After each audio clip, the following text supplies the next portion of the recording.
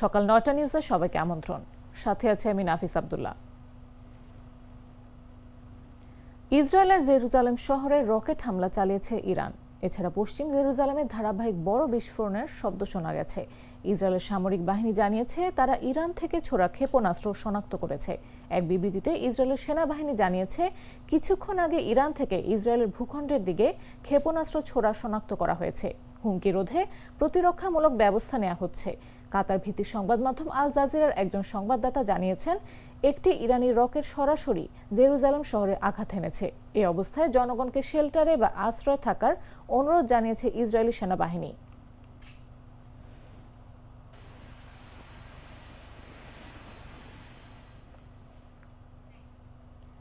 যুক্তরাষ্ট্র ইসরায়েলের সামরিক হামলায় ইরানের সাবেক প্রেসিডেন্ট মাহমুদ আহমাদিনেজাদ নিহত হয়েছেন বলে দাবি করেছে ইরানের ILNA সংবাদ মাধ্যম।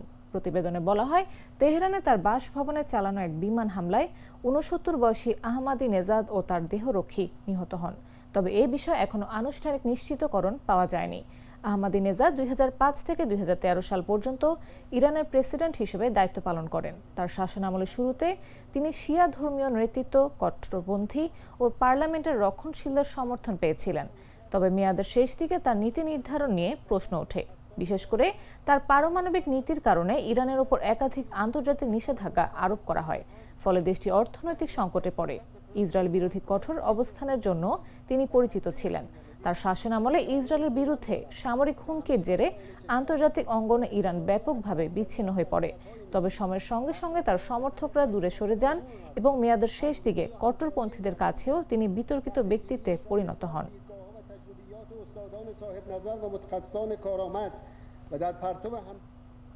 এদিকে মার্কিন প্রেসিডেন্ট ডোনাল্ড ট্রাম্প বলেছেন ইরানের বিরুদ্ধে চলমান সামরিক অভিযান সর্বোচ্চ ৪ সপ্তাহ পর্যন্ত স্থায়ী হতে পারে। ব্রিটিশ সংবাদ মাধ্যম ডেইলি মেলকে দেয়া এক সাক্ষাৎকারে তিনি একথা বলেন। ট্রাম্প বলেন, এটি সবসময় ৪ সপ্তাহের একটি প্রক্রিয়া হিসেবে পরিকল্পিত ছিল। আমরা ধারণা করেছিলাম এটি প্রায় ৪ সপ্তাহ বা তার কাছাকাছি সময় লাগবে। তিনি আরও উল্লেখ করেন, ইরান একটি বড় ও শক্তিশালী দেশ হওয়ায় অভিযান সম্পন্ন করতে এই সময় প্রয়োজন হতে পারে। তবে ৪ সপ্তাহের কম সময়েও শেষ হওয়ার সম্ভাবনা রয়েছে বলে তিনি জানান। সাক্ষাৎকারে ট্রাম্প আরও বলেন, ইরানের সঙ্গে ভবিষ্যতে আলোচনার বিষয়ে তিনি এখনও উন্মুক্ত আছেন। তবে সেই আলোচনা শিগগির শুরু হবে কিনা সে বিষয়ে নির্দিষ্ট কিছু জানাননি। ট্রাম্প বলেন, আমি জানি না তারা কথা বলতে চায়, কিন্তু আমি বলেছি তোমাদের গত সপ্তাহে কথা বলা উচিত ছিল, এই সপ্তাহে নয়। The United States and its partners have launched Operation Epic Fury. অন্যদিকে যুক্তরাষ্ট্র ইসরায়েলের সঙ্গে ইরানের বিরুদ্ধে যুদ্ধে পরোক্ষভাবে যুক্ত হয়েছে যুক্তরাজ্য।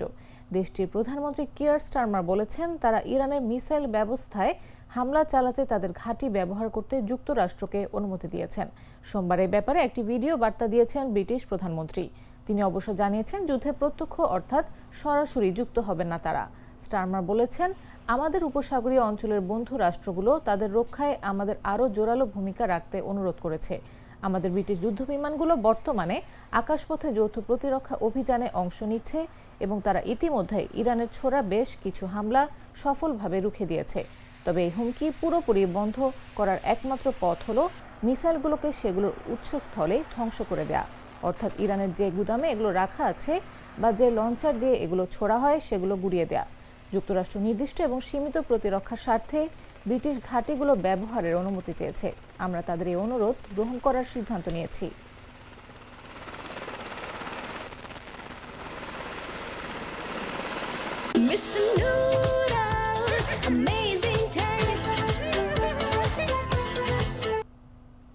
রাজশাহী বিশ্ববিদ্যালয়ের কেন্দ্রীয় ছাত্র সংসদের উদ্যোগে বিশ্ববিদ্যালয়ে প্রথমবারের মতো বৃহৎ পরিসরে অনুষ্ঠিত হল গণ ইফতার মাহফিল। রোববার বিশ্ববিদ্যালয়ের কেন্দ্রীয় মসজিদ প্রাঙ্গণে ছাত্রদের এবং শহীদ মিনার প্রাঙ্গণে ছাত্রীদের জন্য পৃথকভাবে এই আয়োজন করা হয়। ইফতার মাহফিলে মুসলিম শিক্ষার্থীদের পাশাপাশি ভিন্ন ধর্মাবলম্বী শিক্ষার্থীদেরও স্বতঃস্ফূর্ত অংশগ্রহণ লক্ষ্য করা গেছে। গণ ইফতার আয়োজনে শুধুমাত্র মুসলিম শিক্ষার্থী নয়, সনাতন ধর্মাবলম্বী শিক্ষার্থীদের জন্য আলাদাভাবে ইফতারের ব্যবস্থা রাখা হয়। এই ইফতার মাহফিলে 18,000-এর বেশি শিক্ষার্থী অংশগ্রহণ করে। ভিপি মুস্তাকুর রহমান জাহিদ বলেন, সনাতন ধর্মাবলম্বী সহ বিভিন্ন বিভাগের 18,000-এর বেশি শিক্ষার্থী একসঙ্গে ইফতারে অংশ নিয়েছেন। এটি সত্যি অনন্য ও প্রশংসনীয় উদ্যোগ। ভবিষ্যতেও এ ধরনের আয়োজন অব্যাহত থাকবে।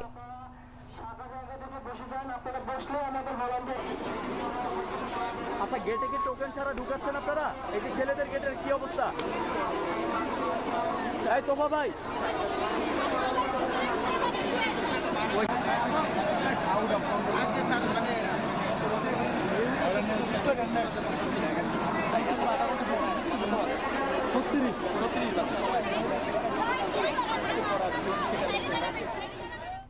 লক্ষ্মীপুর ১ আসনের সংসদ সদস্য শাহাদাত হোসেন সেলিম বলেছেন, রামগঞ্জের সবচাইতে প্রভাবশালী হলাম আমি। আমার প্রভাবে কেউ যদি প্রভাবিত হয় সেটা আমি দেখব, কিন্তু কোনো প্রভাবশালী নাম দিয়ে, কোনো রাঘব বোয়ালের নাম দিয়ে কারো পরিচিত হোক সেটা আমি কোনো অবস্থাতেই চাই না। রোববার রামগঞ্জ পৌরসভার প্রশাসকের সহায়তা কমিটির সদস্য, কর্মকর্তা, কর্মচারী ও নাগরিক সমাজের প্রতিনিধিদের সঙ্গে মতবিনিময় সভায় প্রধান অতিথির বক্তব্যে তিনি এসব কথা বলেন। রামগঞ্জের সবচেয়ে প্রভাবশালী হলাম আমি। আমার প্রভাবে যদি কেউ প্রভাবিত হয় সেটা আমি দেখব, কিন্তু কোনো প্রভাবশালী নাম দিয়ে, তারপরে কোনো রাঘব বলার নাম দিয়ে রামগঞ্জে কারো পরিচিত হোক সেটা আমি কোনো অবস্থায় চাই না।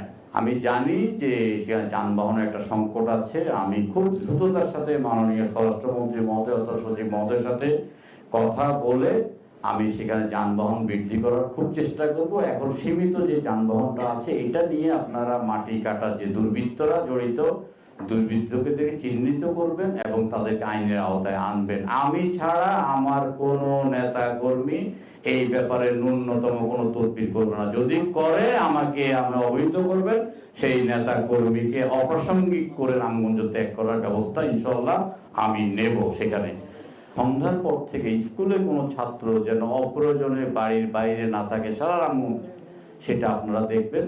এবং পৌরসভা তো নয়, এবং বিভিন্ন জায়গায় যেন এই ছাত্ররা যেন আড্ডা মারতে না পারে সেই ব্যাপারে আপনারা দেখবেন। খুলনা সিটি কর্পোরেশনের নবনিযুক্ত প্রশাসক হিসেবে দায়িত্ব গ্রহণ করেছেন জেলা বিএনপির সাবেক সভাপতি ও সাবেক সংসদ সদস্য নজরুল ইসলাম মঞ্জু। রোববার কেসিসির নগর ভবনের শহীদ আলতাফ মিলনায়তনে আয়োজিত এক অনুষ্ঠানের মাধ্যমে তিনি দায়িত্ব গ্রহণ করেন। এ সময় নজরুল ইসলাম মঞ্জু বলেন, প্রধানমন্ত্রী তারেক রহমান কেসিসির প্রশাসক হিসেবে দায়িত্ব দিয়েছেন। তিনি মানুষের কাছে থেকে সমস্যা শুনে মানুষের জন্য কাজ করার নির্দেশনা দিয়েছেন।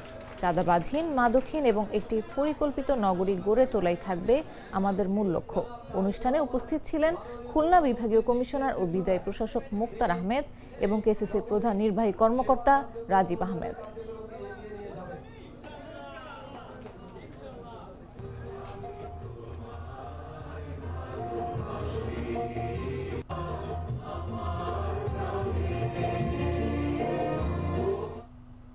দর্শক, এই ছিল এখনকার মতো। এরপর দেখবেন বেলা 11টা নিউজ। প্রতি মুহূর্তে সর্বশেষ খবর পেতে ভিজিট করুন jagonews24.com, ফলো করুন আমাদের ভেরিফাইড ফেসবুক পেজ এবং সাবস্ক্রাইব করুন জাগো নিউজের ইউটিউব চ্যানেল। এতক্ষণ সাথে থাকার জন্য ধন্যবাদ সবাইকে।